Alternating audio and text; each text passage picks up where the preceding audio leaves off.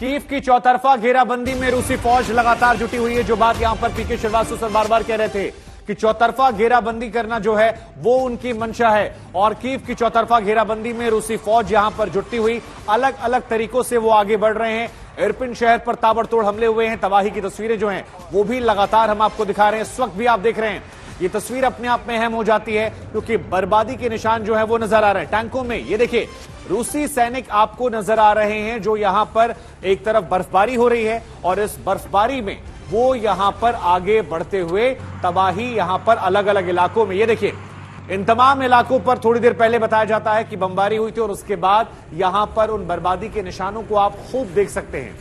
अब Sanjay Meston sir, एक सवाल यह आता है जो यहां पीके श्रीवास्तव सर कह रहे थे कि जो यूक्रेनी फौज है वो रिटेलिएशन अच्छा कर रही है। एक एनालिसिस एक पक्ष का यह भी कहता है कि इसकी वजह यह है क्योंकि आम लोगों पर गोलीबारी नहीं हुई है।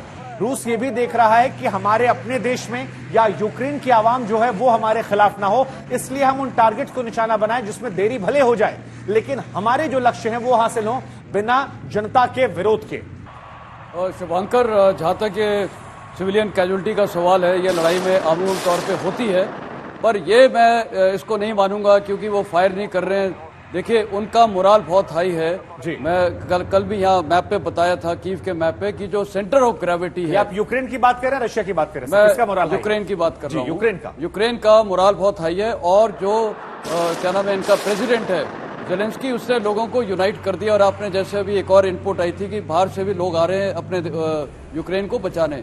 तो ये लड़ाई का क्या है कि एक रेजिस्टेंस विल पावर बढ़ती जा रही है लड़ाई को करने के लिए।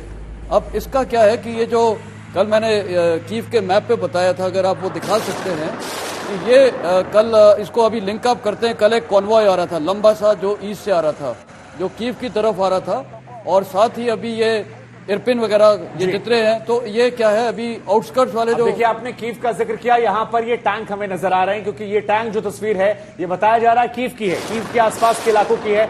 एक तरफ यहां पर गोलीबारी जो हो रही है वो भी देखने को मिल रही है और दूसरी तरफ यहां पर बर्फ में यहां पर जो रूसी टैंक हैं वो लगातार आगे बढ़ रहे हैं और ये पूरा काफिला नजर आ रहा है। पीके श्रीवास्तव सर, में अगर ये तस्वीर देखें हम, ये पूरा काफिला है, इसमें टैंक्स हैं, बख्तर गाड़ियां हैं, लॉजिस्टिक सपोर्ट है। बेहतर होगा सर ये तस्वीरें भी आप देखते रहे और इन तस्वीरों के साथ अपना एनालिसिस करते रहे। तो ये जो 64 किलोमीटर का काफिला था जी, उसके अंदर वो अपने आप में एक इंडिपेंडेंट काफिला है जिसके अंदर इन्फेंट्री डिविजन के लोग हैं, बख्तर गाड़ियां भी हैं, टैंक्स भी हैं, पावर स्टेशंस भी होंगे, जो autonomous generating power stations, logistic support की चीजें होंगी, सप्लाईज होंगी। ये प्रथम दृष्टया नजर में आ रहा है, ये टैंक आपको किसका नजर आ रहा है? ये यूक्रेन का नजर आ रहा है या आपको रशिया का नजर आ रहा है? ये टैंक तो रशिया का नजर आ रहा है। उन्होंने आउटपोस्ट बना दिए हैं जी।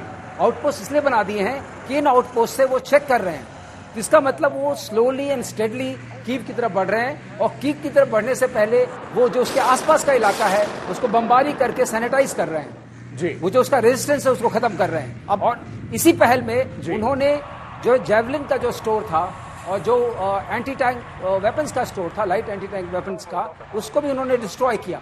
तो एक तरीके से ये स्लो एंड स्टडी मूवमेंट है।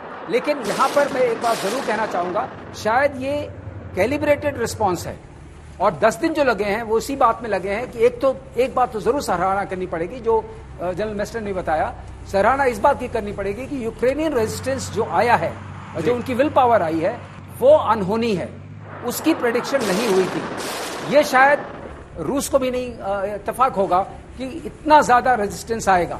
और उसी अगर परिप्रेक्ष्य में आप देखते हैं तो ये जो लोग बाहर से आके अपने देश को लड़ने के लिए तैयार हैं, एक पहले भी विजुअल आया था जिसमें एक जो नागरिक है उसने अपने बच्चों को भेज दिया, अपनी पत्नी को भेज दिया, खुद रुक गया लड़ने के लिए। नहीं, लेकिन सर इस पर इसका भी एनालिसिस जब मैं अलग अलग आप जैसे सीनियर वेटरन से बात करता हूं, समझता हूं, तो वो कहते हैं कि देखिए वहां पर मार्शल लॉ लगा दिया गया है। तो ये सच है, वहां बहुत बड़ा तबका है जो इच्छा शक्ति से है, लेकिन जिसकी इच्छा शक्ति नहीं भी है उसे जाने की इजाजत नहीं है। महिलाओं को, बुजुर्गों को, बच्चों को इजाजत दी गई। बिल्कुल सही, आपने पहले भी आया था कि 18 से 60 साल के जो लोग हैं वो रुकेंगे और लड़ेंगे।